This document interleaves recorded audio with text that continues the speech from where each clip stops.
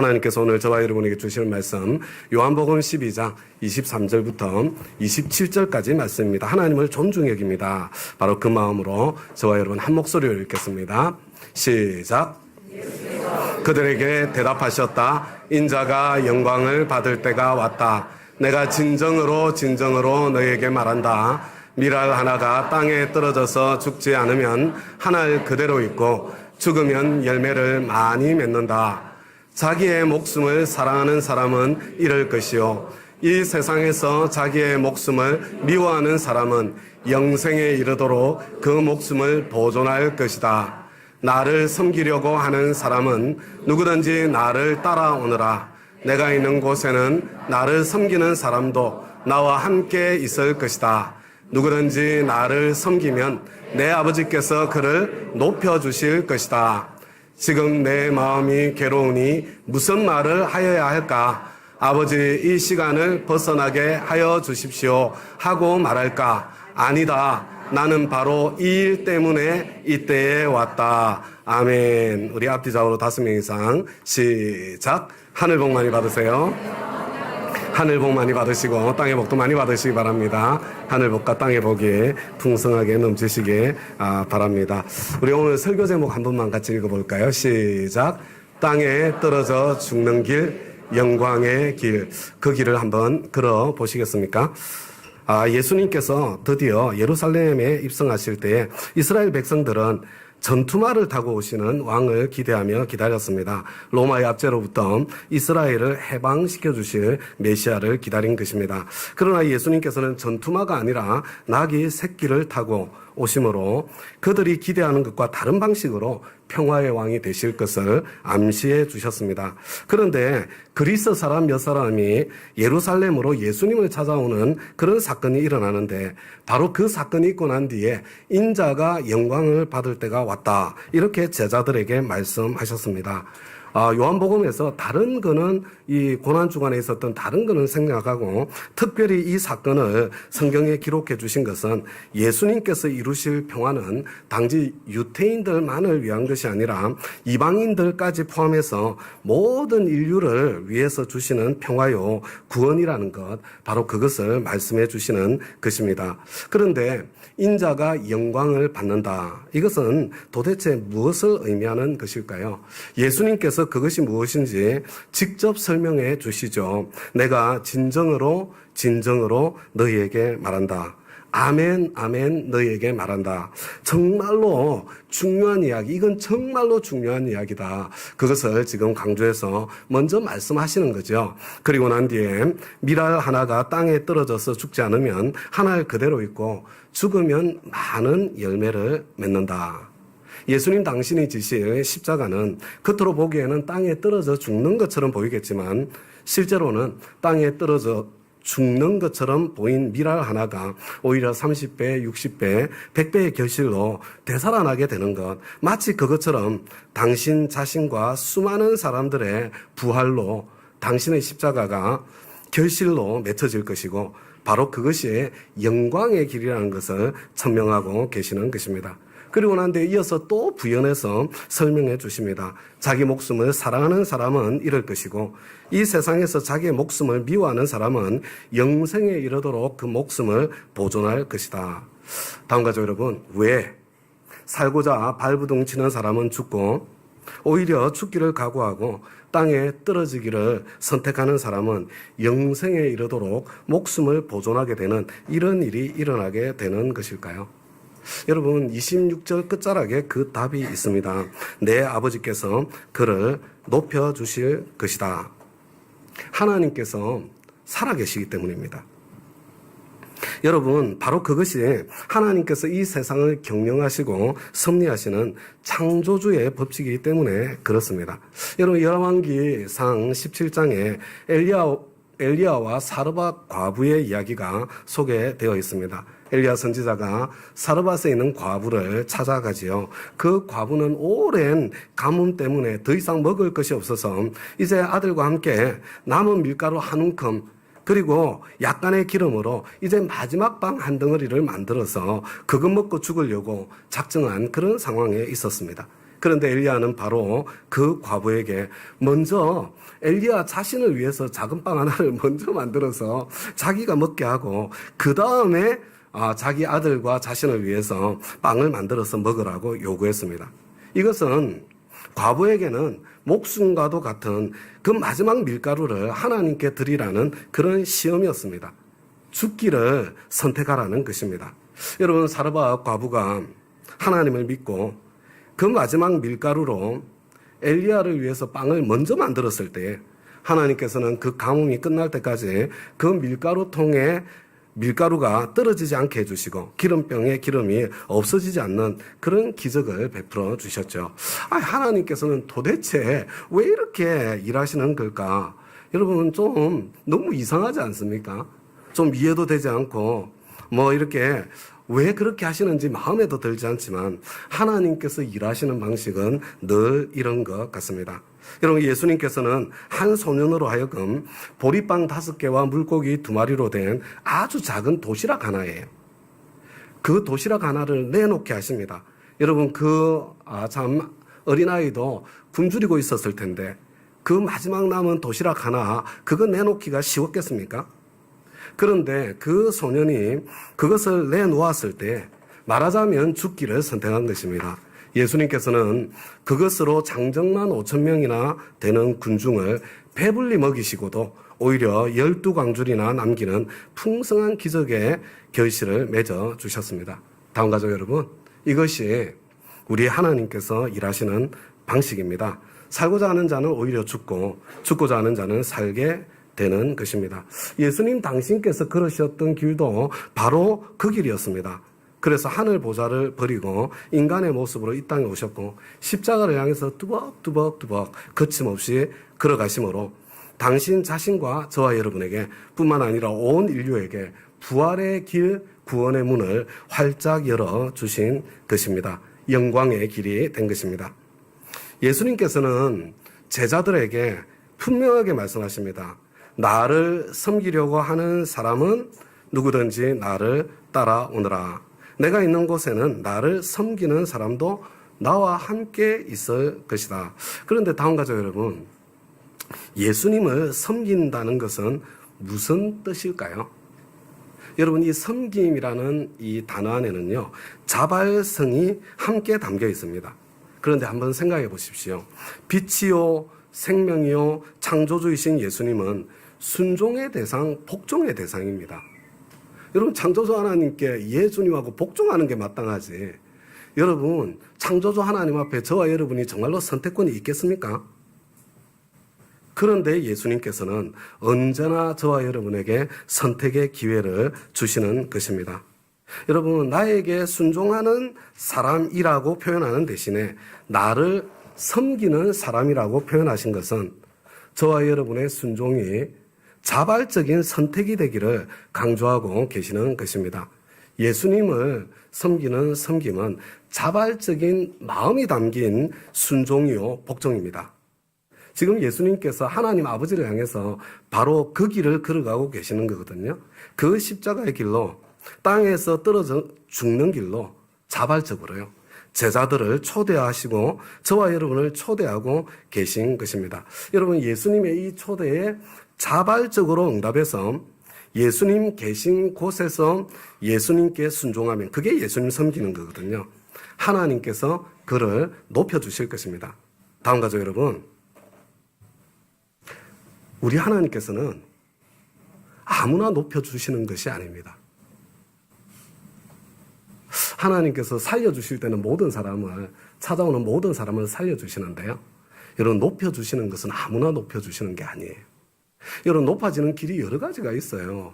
수단 방법을 가리지 않고 높아질 수도 있고요. 내가 용서고 발부둥 쳐서 높아질 수도 있는 거예요. 그런데 하나님께서 높여주시는 높아짐도 있는데요. 하나님께서는 아무나 높여주시는 것이 아닙니다. 때가 되면 높여주시는 것입니다. 그게 베드로전서 5장 6절이죠. 여러분, 자발적으로 기쁜 마음으로 주님을 섬기기 위해서 십자가를 질 준비가 된 사람, 때가 된 거예요. 바로 그런 사람을 높여주십니다. 그런 사람이 하나님께서 높여주시는 영광의 자리에 서게 될 것입니다. 예수님 계신 곳에서 예수님을 섬긴다는 것은요, 자기의 목숨을 미워한다는 것과 같은 것이고요. 바로 십자가의 길을 걷는 것을 의미합니다. 그렇다면 그 길은 구체적으로 어떤 길일까요? 여러분, 예수님께서는 당신이 걸어가시는 십자가의 길을 하늘의 밀이 땅에 떨어져 죽는 것으로 설명하고 묘사하셨습니다. 그런데 다음 가족 여러분, 이 밀알 하나를요, 자세히 들여다보면 여러분 가운데 종피라고 표시된 거 있죠? 종피라고 표시된 단단한 껍질이 있고요. 그 안에는 씨앗의 대부분을 차지하는 배젖 아니면 배유 이렇게 부르죠. 그런 배유라고 부르는 부분이 있고요. 그 안에 배아라고 부르는 생명이 들어 있습니다. 여러분 평상시에는 겉껍질만 보이고 그리고 사람들은요 껍질을 깎아낸 벗겨낸 배유를 먹을거리로 양식으로 삼고 있죠. 그래서 사람들은 여러분 이 배유가 진짜 밀인 줄 착각을 합니다. 생명인 배아는 흔적조차 보이지 않기 때문에 세심한 관심을 기울이지 않으면 생명인 배아가 있다는 것 자체를 모릅니다.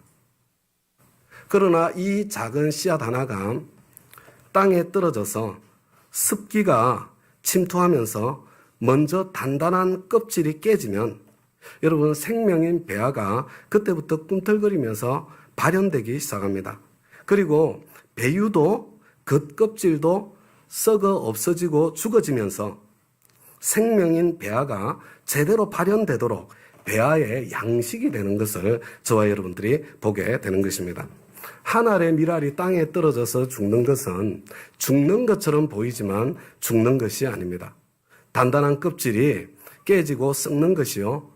배유가 함께 썩어 소진되어 죽는 것이지 생명인 배아가 죽는 것이 아닙니다. 생명인 이 배아의 발현은 겉껍질이 깨지는 것으로부터 시작되는 것이고 여러분 배유가 완전히 썩어서 소진되어 죽을 즈음에는 이제 생명인 배아가 이 튼튼한 뿌리를 내려서 이제는 사방에서 자양분을 섭취하면서 마음껏 충만하게 성장할 수 있는 그런 토대가 되는 것입니다. 여러분 그렇게 작은 씨앗 하나가 땅에 떨어져 죽음으로써 먼저 싹이 나고 그 다음에 이삭이 되고 그 다음에 열매가 맺히고 또 추수 때가 지나면 여러분 그런 과정을 거쳐서 30배, 60배, 100배의 결실로 부활하게 되는 것입니다. 그런데 다음 가족 여러분, 이 씨앗은요 한편으로 인간의 모습과 정말로 닮아 있습니다. 여러분 이 씨앗은 겉껍질과 배유와 배아로 되어 있지만 겉껍질밖에 보이지 않습니다. 그리고 껍질과 배유와 배아를 각각 분리하면 여러분 그것은 더 이상 밀이 아닙니다. 그리고 생명인 배아는 껍데기 속에 갇혀 있고 여러분 감추어져 있는 것입니다. 인간도 마찬가지입니다.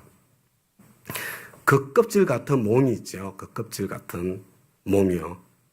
그리고 배유와 같은 혼이 있습니다. 그리고 배아와 같은 그런 영이 여러분 있는 거예요. 이렇게 인간이 되어 있지만 겉모습인 몸밖에 보이지 않는 것입니다. 그리고 이 몸과 혼과 영을 각각 분리해 놓으면 그건 더 이상 인간이 아닙니다. 여러분 이것이 함께 연결되어 있을 때 비로소 한 인간이 되는 것입니다. 그리고 이 생명인 영은 그 사람 속에 갇혀 있고요. 감추어져 보이지 않는 것입니다. 여러분 한 알의 밀이 그 씨앗인 껍질과 배유가 갈라지고 썩고 소진되어 죽음으로써 속 씨앗인 배아가 완전히 발현되는 것처럼 인간도 그 사람인 이 몸과 혼을 합쳐서 그 사람이라고 합니다. 여러분 그 사람인 몸과 혼이 깨어지고 점점 죽고 소멸되어져 감으로써 속 사람인 영인 예수 그리스도의 형상으로 점점 발현되어져 가는 것입니다. 여러분 이거는요 믿지 않는 사람도 마찬가지예요. 믿지 않는 사람도 그 사람이 깨지면요, 이 영의 탁월함이 거기서 나오게 돼 있는 거예요.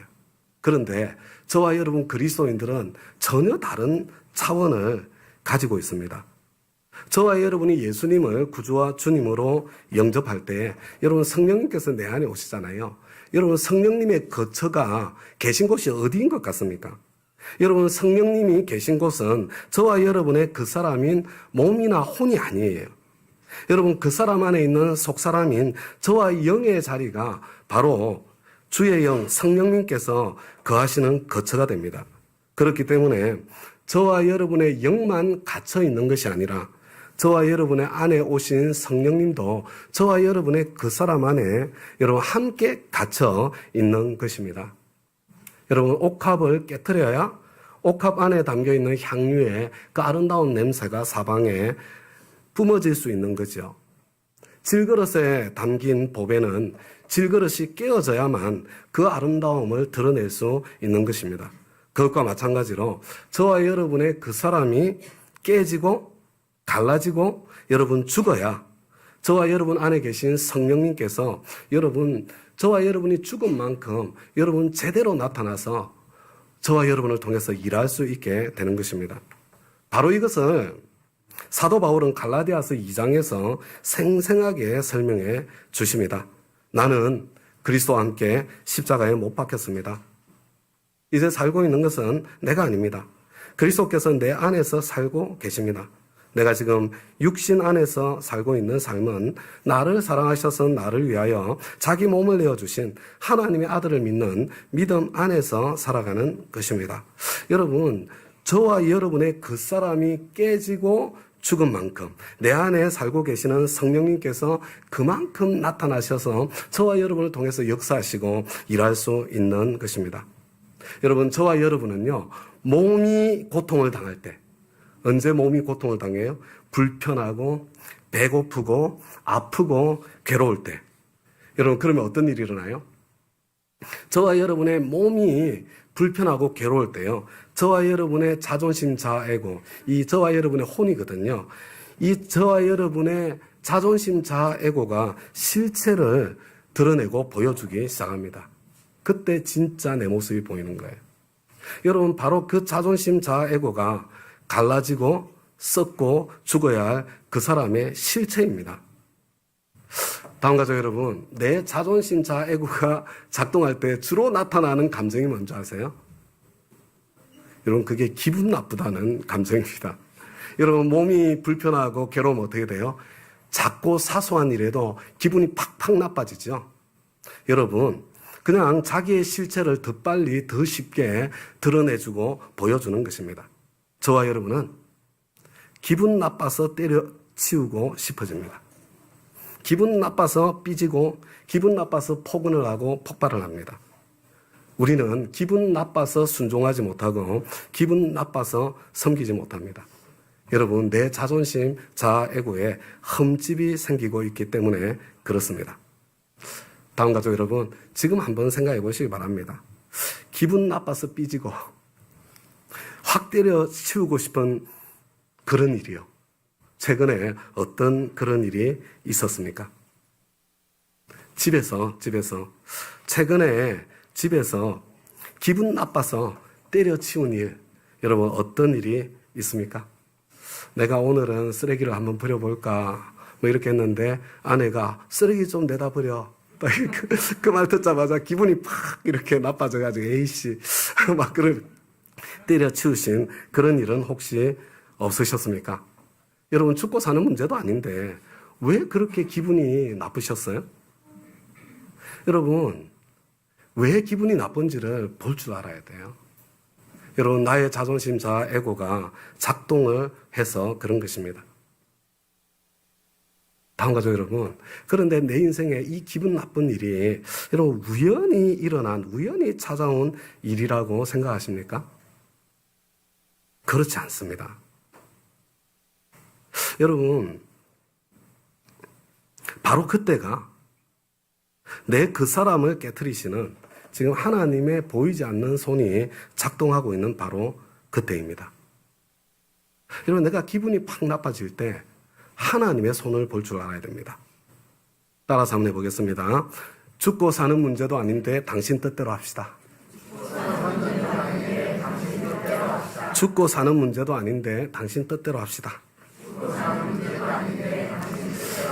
여러분, 바로 그때에 여러분 죽고 사는 문제도 아닌데 당신 뜻대로 합시다. 이렇게 말하면서 내가 땅에 떨어져서 죽고 여러분 죽기를 선택하게 되면요. 바로 그때 예수님이 나를 통해서 사시는 그 일이 일어나게 되는 것입니다. 이게 하루아침에 되는 게 아니고요. 여러분 조금씩 내가 깨져나가면서 내가 성장해 가게 되는 것입니다. 여러분 일터에서 혹은 세상에서 여러분 기분 나빠서 때려치운 일이 뭐가 있습니까? 뭐 때문에 기분이 나빠가지고 확 그냥 이렇게 내 마음은 그게 아니었는데 확 질러버리신 그런 일이 뭐가 있습니까? 사실 죽고 사는 문제도 아니었을 텐데 왜 그렇게 기분이 나빴을까요? 여러분, 내가 그렇게 기분이 나쁠 때, 확 솟아날 때 지금 내 안에서 무슨 일이 일어나고 있는지 그걸 볼 줄 알아야 됩니다. 나의 그 사람, 자존심, 자아애고가 작동해서 그렇습니다. 그런데 다음 가족 여러분, 바로 그 일이 그냥 우연히 내 인생에 찾아왔다고 생각하세요? 그렇지 않습니다. 하나님의 허락하심 없이는 머리털 하나도 빠질 수 없는 것이 저와 여러분의 인생입니다. 바로 그때가 내 그 사람을 깨뜨리시는, 너 이제 다음 단계로 갈 때가 되었구나. 내 그 사람을 깨뜨리시는 하나님의 손이 작동하고 있는 때입니다. 우리 한 번만 더 따라서 하겠습니다. 죽고 사는 문제도 아닌데 당신 뜻대로 합시다. 여러분, 죽고 사는 문제는 양보하면 안 되죠. 죽고 사는 문제는 목숨을 걸어야죠. 피해를 보고 손해를 보더라도 목숨을 걸어야 되는 거예요. 그런데 죽고 사는 문제도 아닌데 여러분 자존심, 자아애고가 작동을 해서 여러분 일어나는 그런 상황이면요. 여러분 개도 안 물어가는 자존심, 그걸 버려야 되는 거예요. 여러분 바로 그때 내가 땅에 떨어져서 죽고 여러분 예수님이 나를 통해서 일하시는 그 일이 일어나게 되고 그것을 경험하게 되는 것입니다. 이것은 하루아침에 완성되는 것이 아니라 여러분 한 걸음 한 걸음 성장해서 그 일이 여러분 저와 여러분이 완성의 자리까지 서게 되는 것입니다. 여러분 그렇게 저와 여러분의 속사람이 깨지고 죽게 되면, 속사람이 아니죠. 그 사람이 깨지고 죽게 되면 저와 여러분의 인생에는 어떤 일이 일어나게 될까요? 여러분 고린도전서 9장에서 바울 사도께서 이렇게 고백합니다. 나는 어느 누구에게도 얽매이지 않는 자유로운 몸이지만, 여러분 이게 무슨 말이냐면요. 내가 죽은 사람이 되었다는 선언이에요. 사도 바울은 자신의 자존심, 자아애고를 배설물처럼 여긴 사람이었습니다. 그렇게 자기가 이미 죽은 사람이 되었기 때문에 유대 사람에게는 유대 사람처럼, 율법 아래에 있는 사람에게는 율법 아래에 있는 사람처럼, 율법이 없는 사람에게는 율법이 없는 사람처럼, 믿음이 약한 사람에게는 내가 믿음이 약한 사람인 것처럼 모든 종류의 사람에게 모든 것이 다 될 수 있는 그런 사람이 된 거예요. 그런 삶을 살 수 있게 된 거예요. 땅에 떨어져 죽는 한 알의 밀알처럼 살 수 있게 된 것입니다. 여러분 저와 여러분 가운데 그런 분들 계시죠? 저 사람하고는 절대 상종할 수 없어. 저 사람이 있는 데는 나는 갈 수 없어. 여러분 그런 사람이 여러분 내 인생에 많으면 많을수록요. 여러분 내 자존심, 자아애고가 칼날처럼 살아있는, 내가 영적으로는 어린아이, 갓난아이에 불과하다는 것을 여러분 보여주는 여러분 그런 증거가 바로 그거예요. 자기가 살아있는 사람들은 절대로 이런 삶을 살 수가 없습니다. 무엇 때문에, 무엇을 위해서 우리가 이런 사람이 되어야 합니까? 내가 죽고 그리스도가 사는 사람, 물렁물렁하고 흐물흐물하고 유연한 사람, 간도 쓸개도 없는 것처럼 보이는 그런 사람. 여러분 무엇을 위해서 저와 여러분이 그런 사람이 되어야 합니까? 하나님께서 누구를 보내셔도 그와 함께 더불어 머물 수 있는 사람, 왜 그런 사람이 되어야 합니까? 23절. 복음을 위해서입니다. 그래야 한 사람이라도 더 구원할 수 있기 때문에 그렇습니다. 저와 여러분이 잘 알고 있는 조지 뮬러라는 분이 계시지요. 5만 번 기도 응답을 받은 사람. 이 하나님께서는 이 조지 뮬러를 통해서 수천 명의 고아들을 먹여 살리셨어요. 근데 중요한 건 먹여 살린 게 중요한 게 아니에요. 그것을 넘어서 수천 명의 고아들을 구원하셨습니다. 조지 뮬러가 어떻게 자기 자신을 통해서 그런 놀라운 사역들이 펼쳐졌는지를 자기 자서전에 이렇게 고백을 합니다. 내가 완전히 죽은 날이 있었습니다. 그때 나 자신 조지 뮬러의 의견이나 기호나 취미나 의지도 다 죽었습니다. 세상의 인정이나 비난에도 나는 죽었습니다. 형제들이나 친구들의 인정이나 비난에도 나는 죽었습니다. 그리고 그때 이후로는 나 자신이 오직 하나님께만 인정받도록 기도했습니다. 이 일이 일어나고 난 뒤에 하나님께서 마음껏 쓰실 수 있는 그런 사람이 되는 것입니다. 그런데 다음 가족 여러분, 내가 죽고 그리스도가 사는 삶, 자존심, 자아, 에고가 죽는 삶은 그냥 하루아침에 저절로 되어지는 것이 아닙니다. 여러분, 몸을 쳐서 굴복시키는 데서 여러분 시작되고 완성되는 것입니다. 여러분, 우리 몸의 훈련, 이걸 가볍게 생각하면 안 돼요. 제가 오늘 설교하기 정말 힘들고 괴롭다는 거 알아주시기 바랍니다. 하나님께서 저한테 하시는 말씀이어서. 여러분, 몸의 훈련은요, 혼의 훈련과 영의 훈련과 연결되어 있습니다.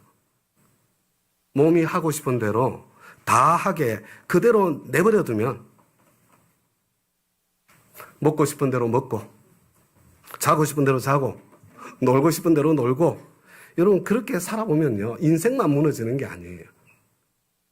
영적으로도 함께 무너져 내리게 되어 있습니다. 그래서 몸을 쳐서 복종시키는 절제가 여러분 영적 훈련의 이게 시작이고 첫걸음입니다. 2025년 한 해가 저물고 2026년 새해가 다가오고 있습니다. 우리는 매년 성탄절 특별 새벽 기도에 그것을 통해서 한 해를 마무리하죠. 그리고 다니엘 금식과 말의 훈련으로 언제나 새해를 맞이하고 있습니다. 여러분 이 실체를 아시겠어요? 몸을 쳐서 굴복시키는 몸의 훈련으로 한 해를 마무리하고 한 해를 시작하고 있는 것입니다. 내가 죽고 그리스도가 사는 그 삶이 완성되도록 여러분 해마다 반복하고 있는 거예요. 지금부터 슬슬 좀 시동을 걸어주시고 몸과 마음의 준비를 해주시기 바랍니다. 저도 요즘 양배추와 당근을 주식으로 이거 1월 달에 시작하려고 마음 잘 안 돼요. 12월 달부터 시동을 걸어두어야 여러분 그때 제대로 할 수 있기 때문에 조금 제 아내가 피부가 좋아졌다고 그러던데 양배추와 당근을 주식으로 그리고 또 콩도 이렇게 갈아서 먹으면서 살기를 시작했습니다. 여러분 그리고요 이번 다니엘 새벽 예배는 우리 다니엘 새벽이 아니죠. 이번 다니엘 금식은 좀 기대를 더 하셔도 좋을 것 같습니다. 우리 신앙위원장을 잘 뽑아서 그런지 우리 특별히 신년 부흥회를 우리가 계획하고 있습니다. 여러분 신년 부흥회는 우리 교회로서는 제가 부임한 이후로는 처음 시도해보는 그런 우리 말씀의 잔치인 것 같습니다. 여러분 다니엘 금식으로 성경 읽기로 말의 훈련으로 우리가 나 자신을 준비하고 기도하고 있다가 부흥회를 통해서 하나님께서 나에게 부어주실 그 은혜는 얼마나 특별한 은혜가 될까. 그런 우리의 기대 가운데에서 우리의 기다리면서 이렇게 시동을 걸어주시기를 다시 한번 부탁을 드립니다. 땅에 떨어져 죽는 삶은 여러분 이것의 완성이 뭐냐? 땅에 떨어져서 죽는 삶의 완성. 그것은요 구체적으로 생명의 위협까지도 무릅쓰고 목숨을 걸고 복음을 전하는 삶으로 이게 그냥 되는 게 아니에요. 몸의 훈련, 혼의 훈련, 이거 다 되고 난 뒤에 찾아오는 거거든요. 여러분, 이것으로 완성되어집니다. 바울 사도께서 나는 날마다 죽노라 이렇게 말씀하셨을 때 여러분, 날마다 자기 몸을 쳐서 복종시키는 훈련에서 시작이 된 거예요. 날마다 자기의 자존심, 자아, 애고를 갈고 깎아내는 일로 여러분 계속된 겁니다. 여러분, 그래서 여러분 그 훈련이 이렇게 시작되고 계속된 결과로서 여러분 날마다 죽는 삶을 실제로 살 수 있게 된 거예요. 복음을 전하기 위해서 날마다 목숨을 거는 순종으로 이게 완성이 된 것입니다. 어떻게 이렇게 살 수 있었어요? 부활하신 주님 앞에 서게 될 바로 그 소망 때문이었습니다. 다음 가족 여러분, 시작이 있어야 완성도 있는 것입니다. 부활하실 주님 앞에 서게 될 소망 가운데 좀 시작하시기를, 우리 다시 시작해보기를 우리 주님 앞에 부탁을 드립니다. 몸을 쳐서 굴복시키는 훈련. 여러분, 이거 성탄절 예수님께 드리는 성탄 선물로 성탄절 특별 새벽 기도에 제대로 하려면요, 막 이렇게 비몽사몽간에 안 하려면요, 일주일 전부터 새벽 기도 하면서 그때를 준비해야 할 수 있는 거예요. 몸을 쳐서 굴복시키는 훈련, 새벽을 깨우는 훈련. 여러분, 먹는 것을 절제하는 훈련, 이것과 더불어서 그 다음에 뭐예요? 여러분, 기분이 살짝 나빠올 때에 나를 지금 다듬고 다루고 계시는 하나님의 손을 기억하면서 죽고 사는 문제도 아닌데 당신 뜻대로 합시다. 여러분, 이렇게 외치며 자존심, 자아, 에고의 실체를 내가 먼저 알아야 돼요. 어떻게 이게 작동하고 있는지. 이것을 예수님의 십자가에 못 박고 여러분 그것을 갈고 깎아내는 훈련, 땅에 떨어져 죽는 훈련. 자, 오늘부터 다시 시작할 수 있게 되기를 우리 주님의 이름으로 다시 한번 부탁드립니다. 이제 삶의 예배를 드리기 위해 각자의 가정으로, 학교로, 일터로, 우리 동네로, 그리고 세상을 향해 힘차게 나아가겠습니다. 이제 평안한 마음으로 세상에 돌아가십시오. 선한 일에 용기를 가지시며 악을 악으로 갚지 마십시오. 항상 연약한 자를 도우시며 병든 자를 찾아보시며 곤란당하는 이웃을 위로하십시오. 모든 사람을 존경하시며 주님께 봉사하고 주님을 사랑하십시오. 모든 일을 믿음과 사랑으로 행하시며 어떤 일에도 소망을 포기하지 마십시오. 그리고 거룩하신 성령께 순종하여 기쁨과 감사의 생활을 해나가십시오. 우리 하나님 아버지는 여러분을 항상 도와주실 것입니다. 이제는 우리 주 예수 그리스도의 은혜와 하나님 아버지의 극하고 놀라우신 사랑과 성령님의 감동감화 교통 충만한 역사하심이 사랑하는 우리 다운 가족 한 분 한 분의 머리머리 위에 지금부터 영원까지 함께 하시기를 우리 주 예수 그리스도의 이름으로 간절히 축원하옵나이다. 아멘.